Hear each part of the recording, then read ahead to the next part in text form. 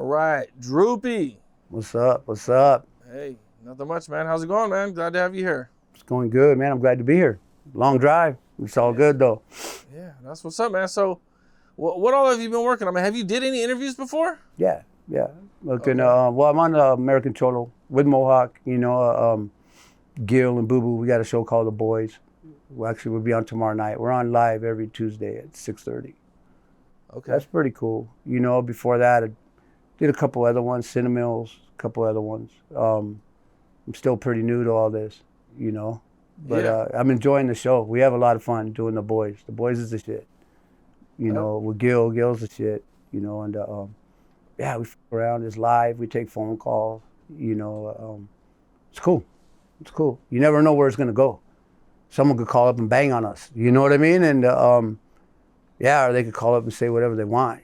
So it's fun. I don't know if you've ever seen it, but I've seen some American Cholo before. I don't know if I've caught your guys' show before, but I'm definitely familiar with American Cholo for sure. So, for the people who don't know, where'd you grow up at? I grew up in San Fernando Valley, and it used to be called Sepulveda. Now it's North Hills. And from Langdon Street, grew up right there in my neighborhood ever since I was a little guy. Growing up there, what was it like? Was it rough for you? Did you have a rough childhood, or, I mean, it was cool. It's one of them neighborhoods where people don't really want to go. You know what I mean? If you're not from there, we've always been known for selling drugs, and you know what I mean? You could drive up and get drugs right there. Before crack, us little kids, we were little kids, we'd sell weed. Older dudes would sell like Sherm. And it used to be called Sherm Alley way back in the day. And once crack came out, crack took over the whole world right there. The only thing you could get there anymore was crack. You pull up 24/7, we're out there, we got you. So you seen it? So you seen the neighborhood transform from like a kind of, I don't want to say normal drugs, but less heavy drugs to the crack era, where things got really we're bad. kind of like the crack capital of the San Fernando Valley. It always have been. Before that, it was Sherm. You know what I mean? So motherfuckers are crazy.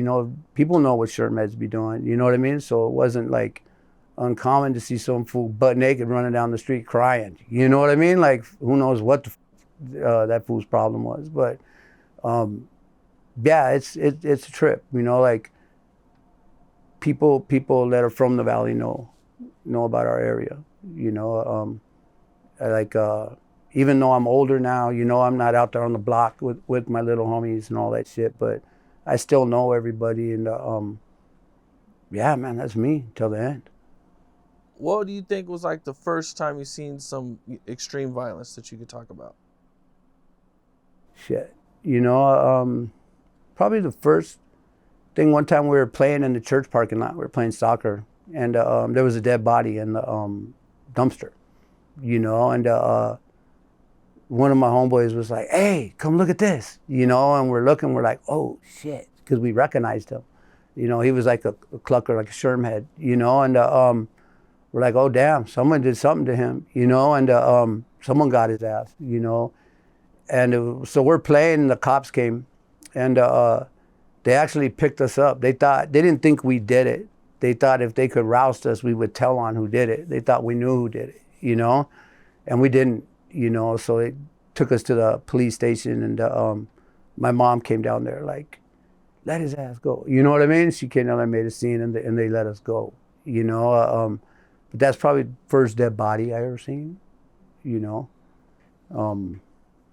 didn't see the actual violence. We just seen homeboy in there. But like I said, there's constantly shit going on right there. Anywhere where there's a hostro, it's probably the same, just in different areas. It's the same game. You know what I mean?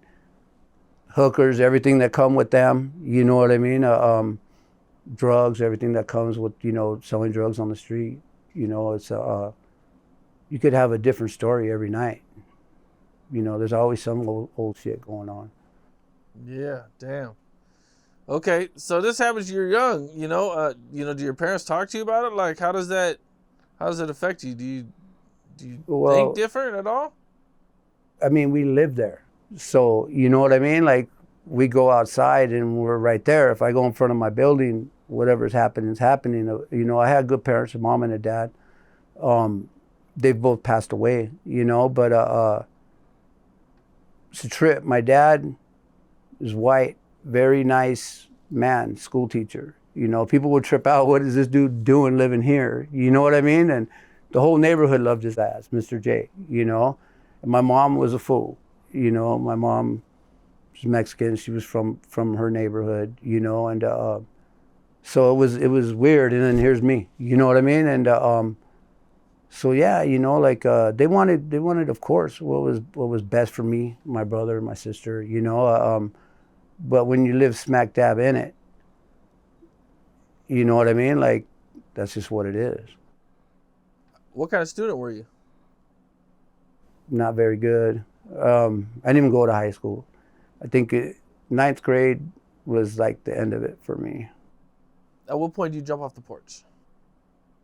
Really young, man. You know, like I said, the porch was right there in it. So we're around as little kids, and we just started getting more and more serious. You know what I mean? You know, and I would go back and forth to juvenile hall as a kid. You know what I mean? I went to camp. I never went to YA. You know, but even then, you know, I went to camp for 6 months and like turned it into 18 months. You know, yeah, just shit like that. You know, but to me, growing up, jail wasn't a deterrent. Like, I was like a wannabe. I wanted to be a gangster. You know what I mean? So if you want to be a gangster, you got to go to juvenile hall. You got to go to camp. You got to go to YA. You got to go to county. You got to go to prison. You know what I mean? That's all those things. So we would act however we would act, and we didn't really care about jail because, you know, it was cool. You come out, yeah, I just got out. Whether you were there 2 or 3 days or a year, you know what I mean? Like, you know, girls like that shit. You just get out, girls are on you. You know, it was just, like I said, just how it was growing up, you know. Do you remember your put on? What it was like? Of course, man. I was put on a couple times. A couple times? Yep. Okay. Yep. No, normal.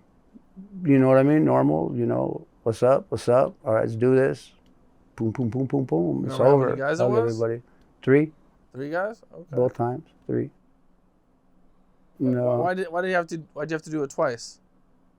Jump and click to click, you know. I was a click jumper. Okay. But yeah, I could have maybe cried about it and not had to even go that way. But you know, the fighting part in our neighborhood, the fighting part was not a deterrent either. We used to constantly fight, you know, with our friends. You know, that was I don't know how the newer generations are doing it, and I would never go sweat them and say, hey, you guys got to do like this. You know what I mean? But that's how we did it, you know. And when you do it like that, and then you go get in a fight with someone you don't know, you're not really scared. You've done it a lot of times. So it's not like that big of a deal. You understand what I'm saying? Like, the more you do something, the better you get at it, and you're not as scared, you know, or as if, yeah, you know, I was used to getting punched, you know, and punching back, you know. So then me being as white as I am, you know, I'm half white, half Mexican, but if you look at me, you'll never even know I'm Mexican. You know what I mean? So, yeah, growing up where I grew up, I was tested a lot, you know. Maybe I even would overcompensate too, you know what I mean, to try to be down, whatever it was, you know. That's always been an issue my whole life, you know, until I kind of grew up and just, it is what it is. If someone don't like it, then that's on them. There's nothing I could do about it. You know what I mean? I am who I am. I can't deny either side of me or say one side's better or not. It just is what it is, you know. And it took me a lot of years to figure that out. You know, growing up, when I was a real little kid, I was like ashamed to be Mexican. You know what I mean? So if someone would say you're Mexican, I'd be like, no, I'm not. You know what I mean? And as I got older, it was the exact opposite. I was like ashamed to be white. And if you look at me, you know what I mean? Well, I'll tell you a story. So I was in prison, and I was in Calipatria. This was 1992, and or 93 maybe. Some new white boy was on the yard, and he's walking by me. He's like, what's up, Wood? You know, and I was like, man, called Wood, motherfucker. You know what I mean? And he was like, whoa, you know, and homie's like, hey, it's cool, you know, he's young, don't trip, you know, and homeboy went off in his direction. And afterwards, one of the older homies, someone I used to get a lot of clecha from, a lot of school from, who, you know, was a good guy to learn from. He told me, hey, Droopy, have you looked in the mirror lately? You know what I mean? And I'm like, why? He's all, well, have you? And I'm like, why? He's all, you're white, dog. You know what I mean? Like, you just snapped on that dude. What if that dude would have took out a knife and ran it in your neck right now? You know what I mean? Because you want to snap on him. Like, you don't know who the that guy is, and he didn't do nothing wrong. Look at you. He goes, now, if he knew what was up with you, and then he did that, that's different. He goes, but, and he was just trying to teach me, be comfortable with who you are. You know what I mean? Like, it is what it is. It's not changing. You know what I mean? No matter what I want, what you say, you know what I mean? What anybody says, this is just me. And like as you get older and you get wiser, you know, you figure it out. It just is what it is, you know. So to me, I'm comfortable in my own skin. You know, it probably wasn't always though, you know. Like I have a brother and sister. My brother passed away, but my sister, they're the exact opposite of me. If you look at them, they don't look white at all. So I don't think they caught quite the shit I caught growing up. You know what I mean? But yeah, it's the exact opposite. You'd be like, that's your sister? You know what I mean? Like for real? Because they're both little too. You know, they're both from my neighborhood too, you know.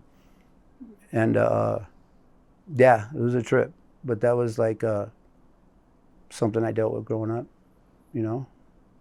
Having a dad as a teacher, did you ever go to the school where he was teaching at? Yeah, and I got kicked out of it too. You know, he worked at Sepulveda Junior High, so everybody knew him. You know, years later, I'd be in prison and someone would be like, hey man, Mr. J was your dad? You know what I mean? I'd be like, yeah. And they'd be like, what the happened? You know, and I don't know, man, you know. No, yeah, he was a really cool dude. I miss him, you know.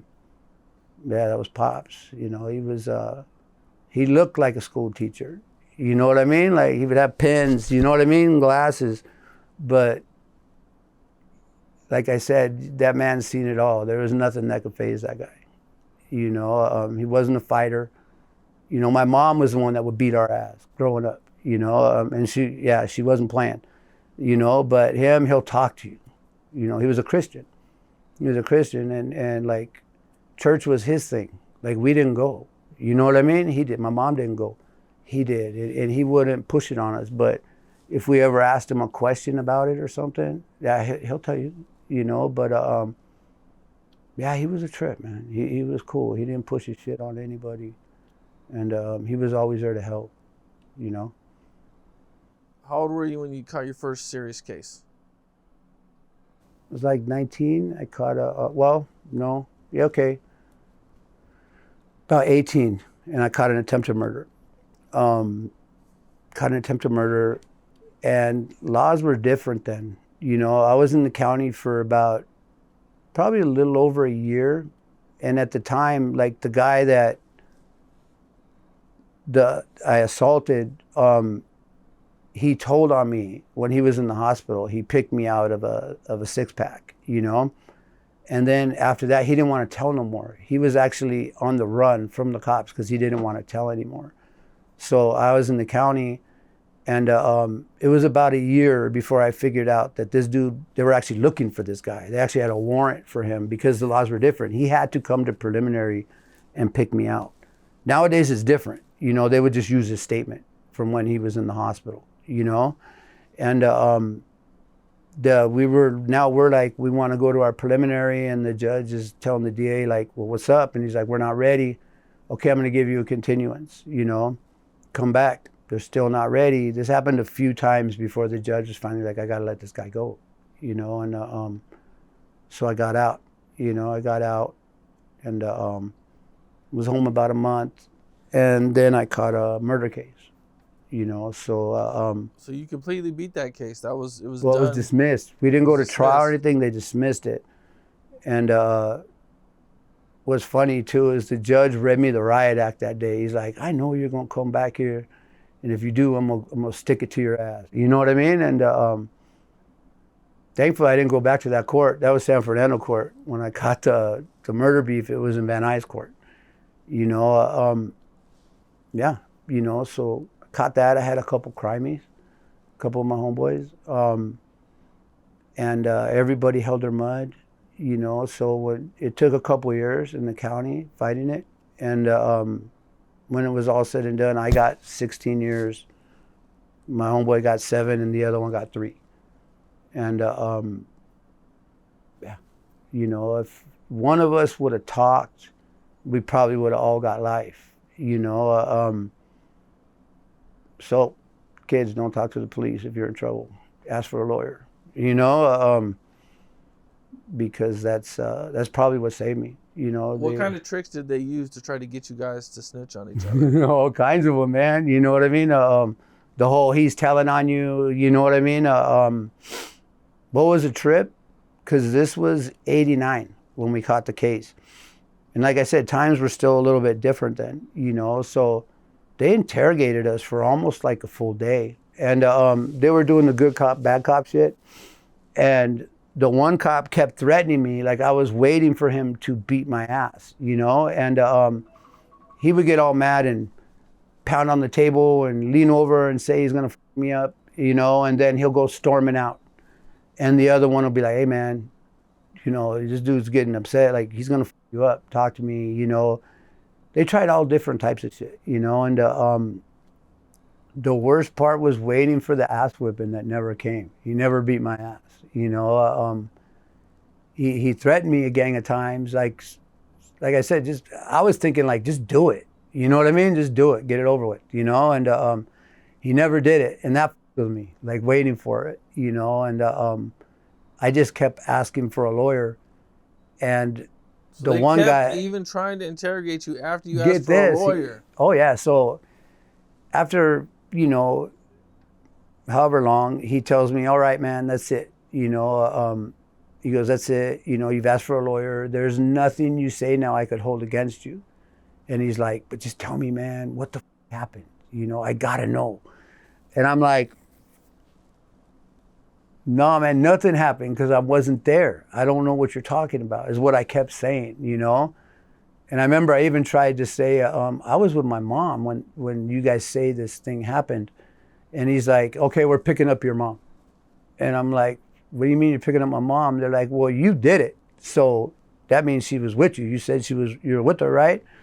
And I'm thinking like, oh no, they're gonna go get my mom, you know? But it was just their interrogation techniques, you know, like, you know, I mean, I'm not mad at them, that's their job.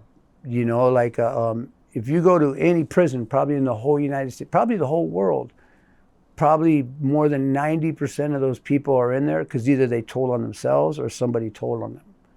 And it's not because they did some hell of CSI work and put together the case and cracked old dude or old girl for whatever the case was, you know?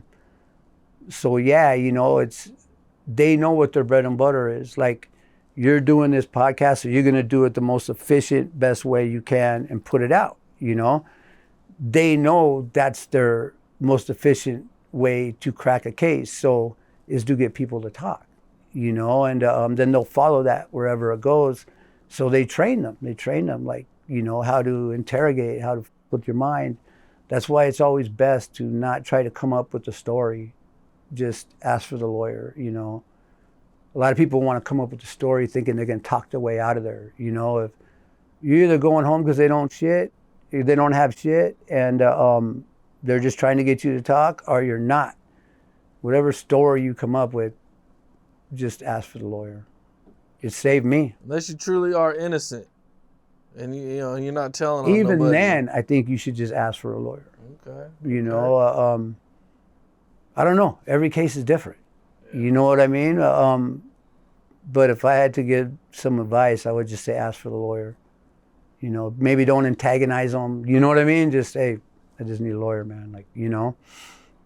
And they probably respect that more. They're never going to let us know. When they go out the room, they're probably like, damn, this motherfucker asked for a lawyer. You know, like, we can't get them now. You know, because they love it when we talk. They're good. They're good. Like I said, I tried with my mom, pick her up. If I would have said I had babies there, okay, go take them babies away from that family. You know what I mean? They're good at what they do. They know what they're doing.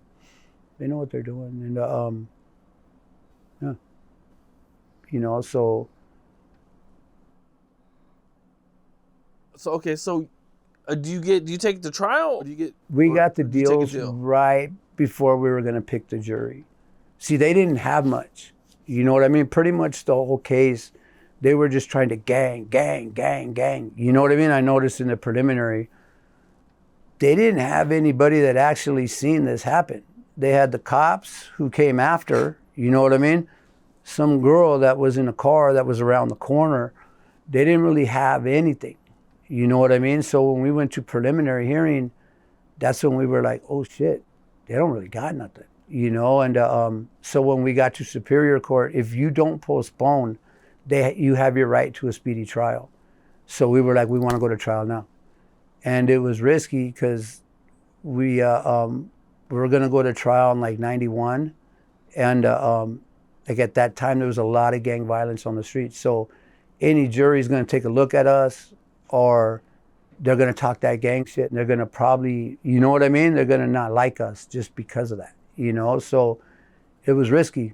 And we went all the way up to when we were supposed to start picking the jury. Like that day, they had brought clothes for us to wear, you know what I mean? And so they had brought our street clothes for us to wear, but they didn't let us dress in them. They brought us in the courtroom.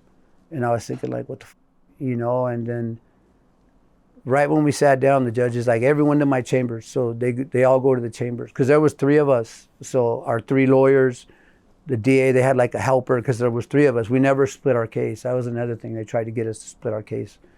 And they went to the back, the chambers or whatever, and they come out. And that's when my lawyer's like, hey, I got a deal. And I'm like, what? And he's all 16 years. And I thought he meant 16 to life, right? Because they had already tried to offer me 15 to life. Right. And I was like, man, you know, and he's like, what you tripping on? You know what I mean? And I'm like, I ain't gonna take no life. And he's like, no, not life, 16, flat. And I'm like, what about my crimes? And I kind of turned around and looked at them, and they're looking at me like, you know, and because it's a package deal. They can't get theirs unless I get mine.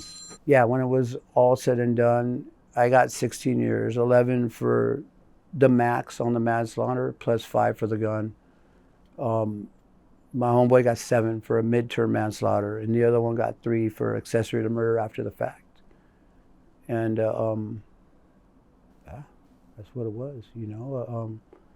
I went to prison thinking I had a long time, you know what I mean? And not really compared to a lot of the guys where I was at, you know. Like I remember the first time I was talking to some homie, older homie, and he's like, how much time you got? They were calling me kid at the time, right? How old were you at this point?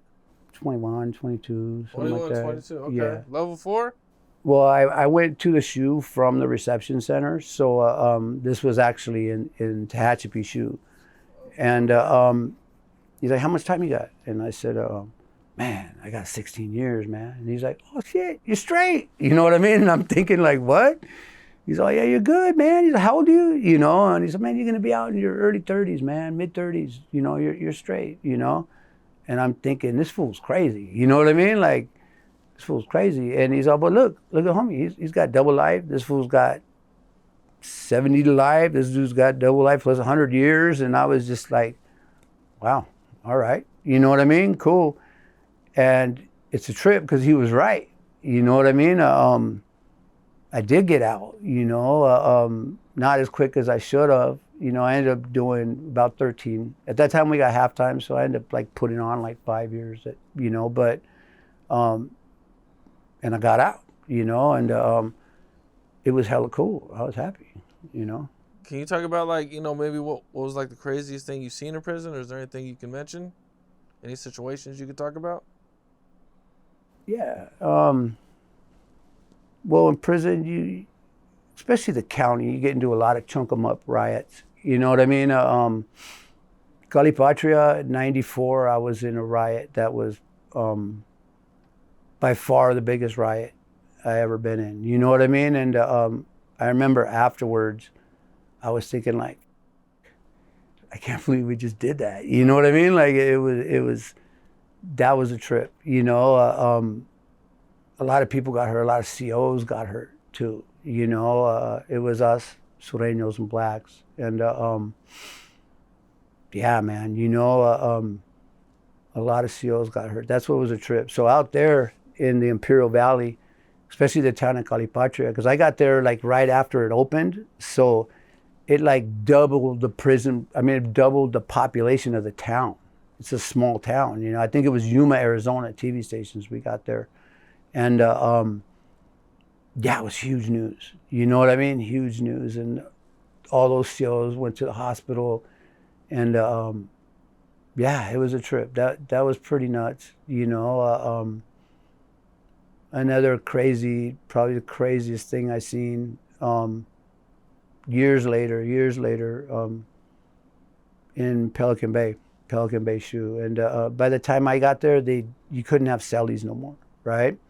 So I didn't really have many worries, you know what I mean, unless my door opened at the wrong time, you know what I mean, and it actually did, but it was a homie on the tier.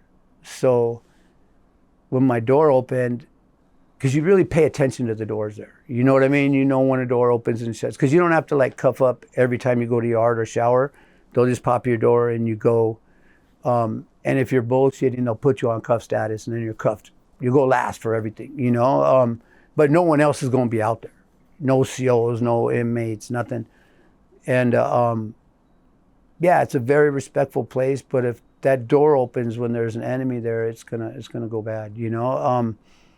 And so the one time my door opened, I kind of tripped out and I stepped out, and the homie was like 2 doors down talking to the homie that lived in that cell, right? I was in the first cell, 117, he was in the last cell. And he was talking to the homie that was next to him. And right when the gunner did it, he knew he had f***ed up, right? So he comes and he's got the gun and he's like, "Get the f*** down, motherfucker," you know? And I'm not even really paying attention to him. I kind of look at the homie, and the homie's tripped out too, you know? And I look at him, I'm like, "What's up, G? You all right?" He's like, "Yeah, you all right?" And I was like, "Yeah." So I kind of and went back in the cell, you know what I mean? And it was funny because the CO came up to it's like bars or something, they're up in there, right? And he's like, "Oh my God, thank you so much. I thought I f***ed up." You know what I mean? And yeah, he was a trip. He actually gave some extra sack lunches to the homie. He's like, put 5 of those in front of Johnson's door and then take your ass to the yard. You know what I mean? And so that was lucky. But I have seen when the door opened when it was enemies, you know, and without saying who they were, these 2 guys met up at the bottom of the stairs, and they had at it. You know what I mean? And one of them got shot while it was happening, but the other one, he was banging his head into the stairs and killed him. You know, his head opened up. You know what I mean? And he was dead. So it took them forever to come in. You know what I mean? And when they came in, the one dude, there's not much they could do for him. They took out the other guy. And they killed the other guy too? No, he got shot. I seen it hit his back, right? And it's funny because the way he was laying down, he was like looking away from me the whole time. But when they put him on the gurney, he was like on his side. And as they're rolling him out, he's like, "All right, Droop," you know what I mean? And I'm just like, "All right, homie," you know? And then they took us out. They took us to the visiting, and we were there till like 12 at night while they were doing their little investigation. If someone dies in prison, they bring homicide cops from the street, and they work with the SEALs or whatever, you know? So we're stuck in the visiting for quite some time. That was pretty nuts. That's like the only thing I was worried about is if something like that happened, you know? Right. So like, you know, in the shoe, everybody's locked down 24, or not 24, what is it, 23 and a half hours, 23 hours a day? Different places. Different places. Pelican Bay, you could get 1.5 hours a day if you want it.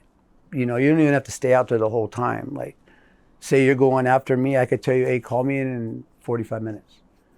And in 45 minutes, you'll be like, whatever pod we're in, we'll say B pod yard. They'll pop it, I'll come in, And then after I'm in, you're gonna go out and you're gonna tell them, hey, I'm gonna stay out the whole time, or call me in a half hour, whatever. You know what I mean? And that's how it goes. Corcoran, you go to the cages, and you're stuck out there for like 4 hours. The Hatchapee too, so that's the only difference. And you don't go every day. You go like Corcoran. Well, it's the same boat. Like your building, they'll start at 101 and they'll go to where they leave off, and then the next day they'll start from there and go. You know what I mean? So when they pop the doors, though, they're not supposed to pop the doors for two people at the same time. No, that's not going to happen. And if that happens, it's a mistake. Yeah. Yeah, okay. Yeah. Now, can they get sued over some shit like that? You could try. You could try. I don't know how it's going to work for you. I'm just curious. I seen the movie Felon. He won in the end, but yeah, I've never tried to sue them. How much time did you spend in the shoe? I'm bad with years, so people are gonna maybe think, man. But I've been there a couple times. Before, I think it was '98, I got an indeterminate shoe, a failure to program indeterminate shoe. And before that, that was my fifth. That back then, if you get 5, you know what I mean? They'll give you a failure to program indeterminate, and it was '98 when I got that. For the people who's listening, what does that mean, indeterminate shoe? Okay, so if you have a failure to program indeterminate, that means you're there indeterminately. You don't have a date to get out. Now, if you're only there for a failure to program indeterminate, if you're good for a couple of years, you could probably get out. No write-ups, no 1030s, whatever. Yeah, there's other stuff that could be even a little bit worse than that, where you're just not going to get out. But I don't really know anything about all that. What's like a day like there? Are you reading a lot? Are you, do you get a TV at this time? Yeah, could have a TV. If you just sit there and watch TV all day, you're gonna end up talking to it. You know what I mean? So I would just do my routine every day. I get up, work out. When they bring you your breakfast, they bring you your sack lunch too. So I would just put up my breakfast, my sack lunch. When they come get the tray, then I'll really start busting down, do my little workout, bird bath, clean the cell, and usually around 10:30, I'll be mixing my lunch and my breakfast, make a little food, kick it for a little while. A little bit later, have some study time. Like, no one tells you have to study, but have some study time, draw.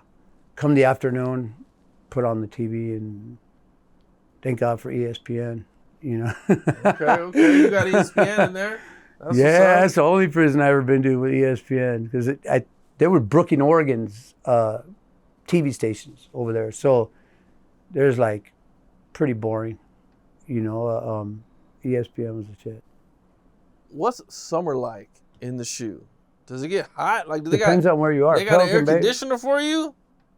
When I was in Calipatria, they didn't even have air conditioners yet. They had swamp coolers, and it was like hell. I heard they got air conditioners since, and it's still probably hot. My boy, he's nodding his head. He was there. You should have seen it when it was the swamp coolers. That shit was. But depends on where you're at. Corcoran, it gets hot in the summer. Even the Hatchapee too.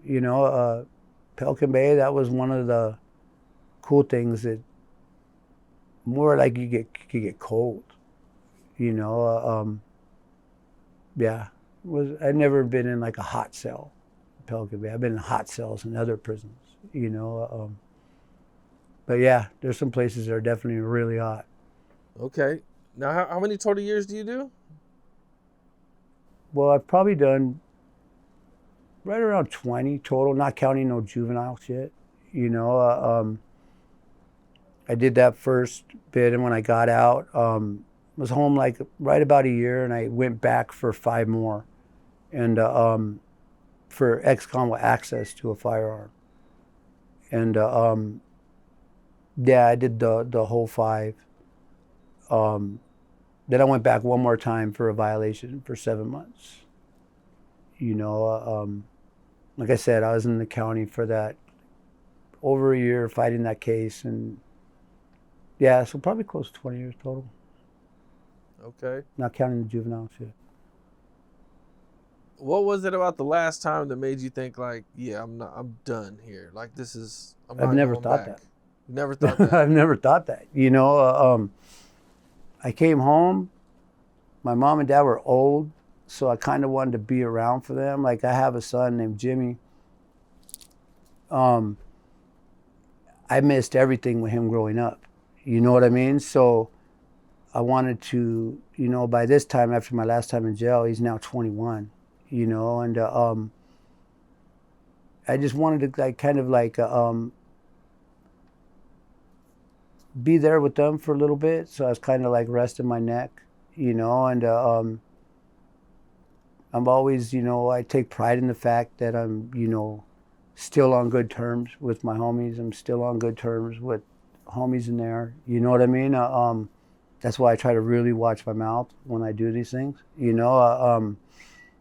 And yeah, you know, I don't got to commit crimes. You know what I mean? I got so much love for my neighborhood, my homies, and they have it for me. They actually protect me. You know, if something's going on, they'll leave me out of it. Not because they don't trust in me or anything like that, because they don't want to see me get caught up. Because my dumb ass will probably go, you know what I mean? Do something, you know? And yeah, so I see them, you know, it doesn't mean I have to do crime. I could go hang out at a barbecue, or, you know, I'm a tattoo artist and they'll come to the shop sometimes. But when they come, they know just one, or with your hyena or something, because they be scaring people, you know? So I can't, even if they're acting right, you know, yeah, they can't be hanging out, you know? That's my business. That's how I make my money, you know? I've worked in hood shops where they're there all the time, and there's not much money to be made. There's a lot of fun to have, you know what I mean? Like partying with the homies, girls, you know, but yeah, you know, it's different, you know. Like I said, I'm old. I've had this shop for 13 years now, you know. Oh, okay. And yeah, I never like turned my back on anybody, you know. I really rested my neck for a while, because getting out of the places I got out of, you'll be hot with the cops, you know. And so I let the homies know, like, don't call me, you know what I mean? Because they're listening, you know what I mean? Like, don't, you know. And everybody respects it, you know. All that's long over with, you know. Like I said, I work my ass off, you know. Yeah, I work every day except for Tuesday, and Tuesday I do American Cholo. So like for like the last 6 months, I don't really have a day off, you know. Okay. That's what's up. Yeah, you know, and it's hard to get a good name in the tattoo industry, you know. It's very easy to be like a crappy tattooer, you know. It's really hard to become a really good tattooer, you know. And man, I still study. I still have artists that I look up to, that I watch them. You know what I mean? With them, you know. And it's pretty cool, you know. I'm doing good. I'm a Solon artist now. Shout out to everybody at Solon, Uncle Jeremy, Matt. That's a pretty good thing to have, to be able to say if you're a tattoo artist, you know. Shop, SoCal Tattoo, it's got a good reputation. Yeah, you know. How'd you get into tattooing? Jail. Jail, you know. It was a trip. So I actually didn't want a tattoo, you know. The first hit I ever seen in prison, afterwards, like they locked us down for a day or two, whatever it was, we come out and I asked the homie, I said, hey, what was that all about? You know what I mean? And he goes, oh, that was some personal shit. I said, really? And he goes, yeah, homeboy gave him a up tattoo, and he took it there, you know. And I was like, damn. And I used to draw little cards, birthday cards, Christmas cards, you know. And that's when I was like, shit, I ain't tattooing that. You know what I mean? Like, that ain't gonna be me. And I remember like maybe a while later, we're on the yard one day and I told the same guy, man, you know, I'm first draw. If my money doesn't get here, I'm not gonna be able to go to a store this month. And he's like, oh yeah, who's sending you money? I says, yeah, my dad, he sends me $40 every month. And he's all, that's really nice of him. He goes, did he give you $40 a month on the street? And I said, nah. He goes, well, how'd you get your money on the street? And I said, my hustle on. He goes, well, what's the difference? He goes, leave your dad alone. He goes, I bet you be calling him all the time too, huh? Running up his phone bill. And I was like, nah, man, but I did. You know what I mean? And he goes, make your own money. He goes, learn to tattoo. The little cards you be making, sell them. You know what I mean? If, you know, instead of getting high, make some money. You know what I mean? He goes, leave your family alone. You know, they didn't put you in here, you did. And that was actually a really good piece of advice because I told my dad, like, hey, Pops, I don't need money no more. You know what I mean? And why not? You know, oh, because I'm tattooing, I make money right here. Okay, so he would send it anyway. You know what I mean? And I'd be like, Dad, don't. Like, I got money, you know, like, don't worry. And I remember that phone call. I could hear my sister in the background. He's selling drugs, Dad. You know what I mean? And I'm like, hey, hang up the phone. I call my dad back later. I'm like, I ain't selling no damn drugs, man. Like, yeah, I'm just tattooing, man. You know, I'm, you know, doing my thing, doing art stuff. And I like made a deal with them. You could send me a package once a year, you know, because now it was just like the homie told me, when you stop begging and harassing these people for things, they're going to start wanting to give you shit. They're going to be like, you don't need nothing? And it was exactly like he said, you know, and I never asked anybody for a dime again, you know, make my own money. Okay, how do you tattoo somebody in prison? It's funny, at the shop, we have a homemade machine on the wall, like in one of them box things. And I made it exactly the way I made it in there, you know, and like people like to comment on it all the time, like, oh shit, can you tattoo me with that? You know what I mean? And I'm like, hell no, you know? And yeah, people like it, you know, simple little, you know, Walkman or Discman motor. I don't know what they're using now. But like I said, I've been home a long time. Pen, you know what I mean? Some D batteries, you know. I used to like a guitar string, unwrap it and sharpen it, you know. And I was a good needle maker because I was in fire camp as a kid, and I was a chainsaw man, so they taught you how to do the chainsaw blades, you know. And the big thing was do each blade the same amount of strokes. So I would do that with the needle. I would do the same amount, and so it would just come out like good. And people used to be, Droopy, can you make me a needle? I'd be like, yeah, I got you. You know what I mean? Just send me the string. And yeah, it's, you know, all my tattoos were there. That's why they're old and crappy. You know what I mean? But yeah, it's a trip. You know, the tattoo industry has changed a lot. You know what I mean? Like if, like these tattoos are old.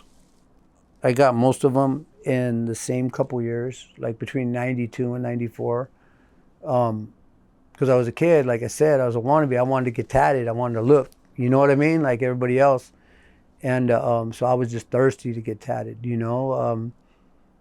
And yeah, now I'm out here and all the tattoo equipment, just since I've started tattooing out here. And honest truth, I didn't even tattoo that much in jail because I was constantly going back and forth to the hole or the indeterminate shoes, so you're not going to the main line no more, you know? And there ain't no one tattooing in there. Made me a better artist because sometimes I'll be somewhere where nobody got no patterns and I want to draw some shit, so I had to come out of the head with it, you know? Even sometimes I'll have a paper, I'll be like nothing will be coming in my head and I don't want to draw the same shit I've been drawing, you know? Just put it away. And then the next day, nothing, you know what I mean? Put it away, frustrated, you know? And then maybe the next day, I'm gonna do this. You know what I mean? And it helped me to get better as an artist, as a drawer. Not all tattoo artists can draw. Oh, okay. Not all people that draw can tattoo. Right, either, right. You know? A friend of mine used to say, if you can't draw, You shouldn't be tattooing it He or sounds something like an like old that. school tattooer. Yeah. Yeah, old school tattooers got a lot to say. There's a whole lot of them crowing a lot right now. I'm getting tired of hearing it too. They're just hating on all the new artists. Hey, the industry ain't the same. Hey, shut up. You know what I mean? There's enough work out there for all of us. If you're good, you're going to be busy. If you're not, you're not. You know, it's just that simple. If you're really good, you could be in a treehouse and they're going to come. You know, Who's some of the top guys right now? Nico Hurtado, Carlos Torres, shout out you guys. I know Mr. Dog, I could Cartoon go down. has Yeah, always been badass. You know, he's got a lot going on. So I don't know if he's as involved in the industry, even though he's always going to be, like, you know what I mean. But the guys that everyone's looking up to now, like, and girls, you know, Deanna, I forgot her last name, Katie Taylor, girl I used to work with, Shadon. Liz Cook. I mean, I could go, there's so many badass artists that no one ever even heard of, you know? And yeah, it's a trip, you know, tattoo industry is a trip, you know? Like I said, the people that are like, we call them scratchers, you know, mediocre or crappy tattooers. They're the ones that don't make much money. You know what I mean? And then you got the ones that are really good that make a shitload of money, but they don't want to be. Most of them are cool. Some of the times it's a little bit snobby because they don't want to fuck with that lower dude, and I understand why. You got some old crappy ass dude trying to act like he's the same as some dude who's one of the top dudes in the world. You know what I mean? Like, and he's like, nah, dude, get away from me. You know what I mean? And it's hard to get that those people to respect you. You know what I mean? Because they could even like you as a person, but don't try to come be one of them because you're not. You know what I mean? And most of them are cool as, you know, but I understand what they're talking about. That's like an NBA player and some 13-year-old kid that plays basketball trying to act like he's his teammate. He's going to be like, get out of here, kid. You know what I mean? Like, before I have to walk over you, you know, kind of like the same thing. I don't know if that's the best analogy, but so I understand, you know, and the people that are at the top of the industry, they do make a shitload of money, you know, but they've worked hard to get there. You know, most of them don't f around. They work, they tattoo, they draw. Some of them are weird. They be doing, you know, like, maybe weird is not the right way, but like Carlos be doing sculptures. I mean, he's an amazing canvas artist, you know, and most good tattooers are good canvas artists, you know. Tattooing's come a long way. Canvas artists have realized that tattooers are just as good or better than them a lot of the time. You know what I mean? Things people do with tattoos now are insane. People are so good. I'm just trying to keep up, man. You know? How much does a good tattoo artist charge per hour? Depends. You know, guys like around my level, I guess, they're usually about $150 an hour. You know, you go to these top guys, they're like $500 an hour, maybe $350, maybe more. Everybody does it different. See, but I don't even charge hourly. I charge by the session. And people tell me, like, why aren't you charging more? Because I charge $500 a session. So I try to like schedule the person for like 12 or 1, and I just basically keep them till they tap out. And people are like, why aren't you charging more? And because I'm kind of slow. I mean, honest truth, I want them to get a good deal. And I have a really good clientele. But I'll bring it up when I feel like I can, you know. Okay, that's what's up. Yeah. Man, I mean, that's a hell of a hustle, man. Man, that's crazy, and it started in prison. So, yeah, you know, you got something my, out of prison. Trade. It's my trade. You got your trade out of prison. I mean, that's what's up. I mean, you know. I learned how to dry clean, and I learned how to draw. Okay. You know. Other than that, I didn't really work. But yeah, you know, yeah, the tattoo industry is great. You know, You know, we do conventions. I get to travel because of the tattoo industry. You know, sometimes with the shop, sometimes with Solon. Yeah, and it's fun. It's a cool job. It's a cool job. Like it's different than the past. Like I don't really have any bad guys coming to get tattooed. You know, the only bad guys that come to get tattooed are my boys, and they know we got to come. Like Ralphie knows, you know what I mean? Like I'm like, you got to come on this day and don't bring nobody. None of that, oh, well, the homie had to give me a ride and homie was there, he just jumped in. No. Bring your girl or come by yourself, you know? Not because I don't want to see them, but because that type of shit will kill your shop. You know what I mean? Yeah, you know, it's fun. You know, like every walk of life comes through there, you know, like everything. You know, sometimes it's, this morning, before I left the shop, we had a big old incident in the parking lot over there. You know, yeah, you know, it's never a dull moment. You know, it's pretty cool industry. A lot of cool ass people. Is your shop in your neighborhood? No, hell no. No. Our shop's in Tarzana. Okay. So it's about just far enough for those can't come over there. I'm just out of the danger zone. Don't get me wrong, homies. I love you guys. You know what I mean? This is what it is. You know, actually, where my shop is, it's really cool. So we were on Ventura Boulevard for like 12 years, and the guy that owned the building sold it, and the new one came and kicked us out. And my boy, I have a little son named Mateo. He just turned 13. You know, his padrino, my boy, my homeboy Gabe. He owns a weed shop, you know, it's called a syndicate. And so it's like a big thing, and he owns the back property, and they have like a smoke shop, a mushroom shop, you know, and it's like our own little world back there. And when that happened, he's like, come over here, fool, you know, and because it's not on the boulevard, so I was thinking like, ooh, you know, like, I don't know, you know, but I don't really do walk-ins, neither does one of the other guys. We got two guys that do walk-ins, and honest truth, most of the walk-ins call and they be like, hey, you guys doing walk-ins? You know, yeah, come down. So it's cool, it worked out. And our little area, we actually got security. So like if some old bums or some old fools come in, the security just be like, hey man, private property, you gotta go. You know, and sometimes they fight, sometimes they just go. You know, like I said, we had a little incident like that this morning, you know. Yeah, never a dull moment. That's what's up, man. Well, that's cool, man. You got your own shop, man. That's huge, man. That's really big, man. You know, you turned your life around so much. That's dope, man. Kind of proud of the fact I was able to turn my life around and not turn my back on nobody. You know what I mean? Like, you know, I'm not there for everything, but homies know where I'm at. You know, homies know where I'm at. They know I'm always there for them. It's cool. It's cool. I'm pretty lucky. I consider myself very lucky, actually. You know, throughout the prison, you know, yeah, and then just the streets are treacherous too, you know.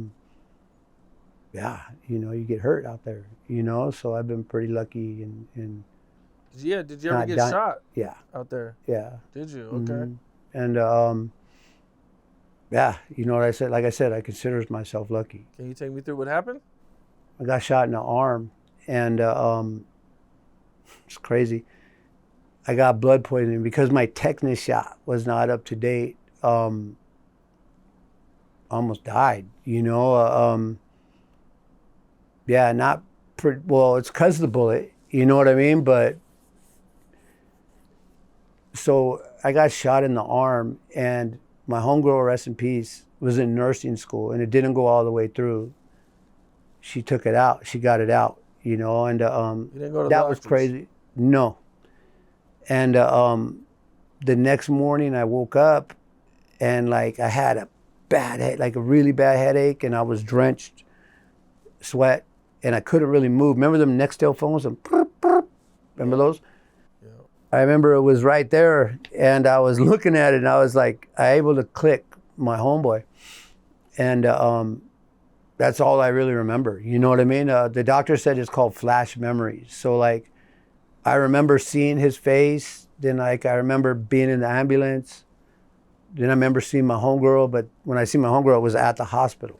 You know, I guess he came by my house when I didn't answer him calling me back or chirping me back, whatever. And he saw my car, but I guess he's knocking and no one's coming, so he broke in and he found me and he called the ambulance. And yeah, it poisoned me. You know what I mean? The lead poisoning got into my system, into my bloodstream, and yeah, I almost died, man. Yeah, it was something else. It wasn't because I was like shot up everywhere, some weird ass shit. Huh? Tetanus shot was not up to date. Yeah, damn. Okay, so that, That's crazy, huh? yeah.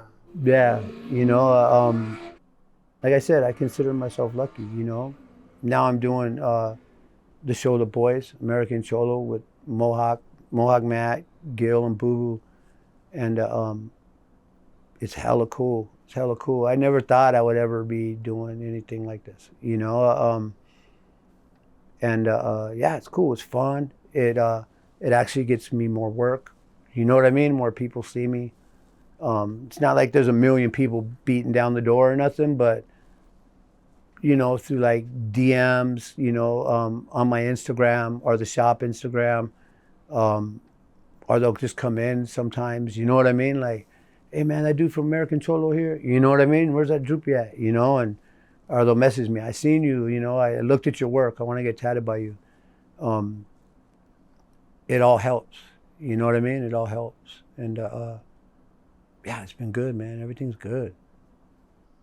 Well, that's what's up, man. Well, I'm glad for you, man. I wish you success. For sure. You know what I'm saying? With your tattoos and everything you got going on, man. That's, see, you don't got them, man. I know I can't say too much about you, but I got you. Oh, okay, my bad. Oh, damn. Okay, okay. Also on my back.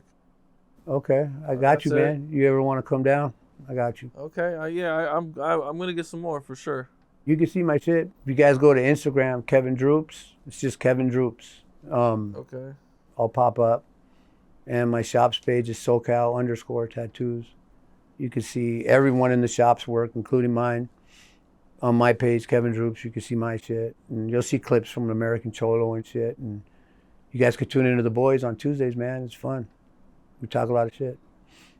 That's what it is, man. Yeah, check their show out, man, for sure. For sure. All right, man. Thank you, man. I appreciate you. No, thank you, man.